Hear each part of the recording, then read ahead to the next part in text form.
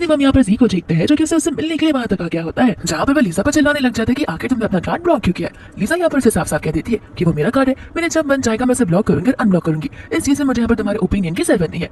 वो मुझसे बोलने लग जाता है कि मैं तुम्हारी सारी चाल समझ रहा हूँ, तुमने जानबूझकर इस कार्ड को ब्लॉक किया होगा ताकि मैं तुम्हें ढूंढते हुए यहाँ पर आ जाऊँ और तुम दोनों को एक साथ देखकर जेलस फील करने लगूँ और मैं तुम्हें अपने पास वापस बुलाने लगूँ, लेकिन ऐसा कुछ नहीं होने वाला है। लीजा यहाँ पर हंसते हंसते बोलने लग जाती है कि तुम्हें नहीं लगता तुम अपने आप को कुछ ज्यादा ही महान इंसान समझ हो।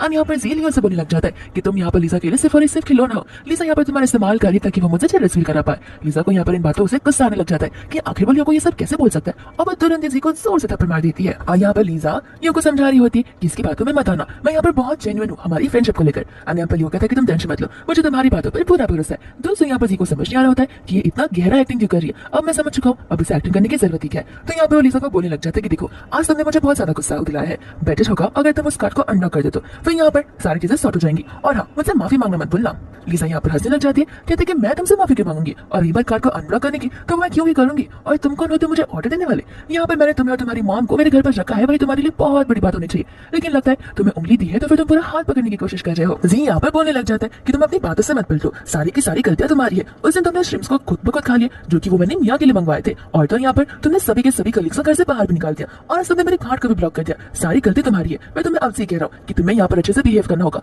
वरना यहाँ पर तुम और मेरी मॉम को हर बार एम्बैरेस करती रहती हो। लीजा बोलती है अच्छा मैं तुम दोनों को इतना एम्बैरेस करती हूँ तो क्यों ना तुम दोनों के दोनों मेरे घर से निकल जाओ और अपनी लाविश लाइफ जी लो।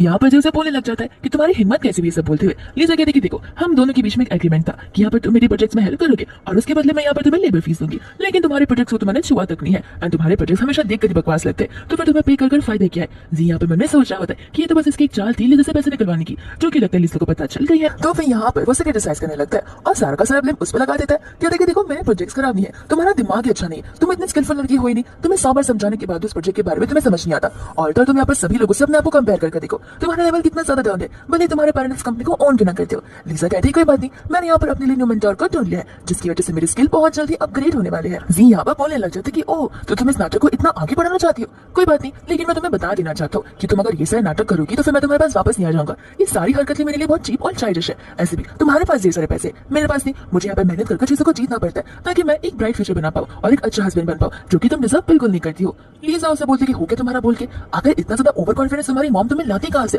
और तुम्हें क्यों लगता है कि इतनी अमीर खानदान की बेटी तुम जैसे इंसान के साथ शादी करेगी, बेहतर होगा अगर तुम यहाँ से चले जाओ। तो जी कहते कि ठीक है ये लड़का यहाँ पर खड़ा ना इसलिए इतनी टींगे मारियो, मैं तो तुम्हें बाद में देख लूंगा। फिर बाद में यहाँ से वो जाने लगता है। जब यहाँ पर वो कार में होता है तब उसे समझ नहीं आ रहा था कि आगे लीजा से इतनी जबान क्यों लगाई जा रही है। वो पहले तो ऐसे नहीं थी, वो तो हमेशा उसकी हर एक छोटी से छोटी चीजों का ध्यान रखती थी और उसके हर एक ऑर्डर्स को बिना कुछ बोले फॉलो किया करती थी।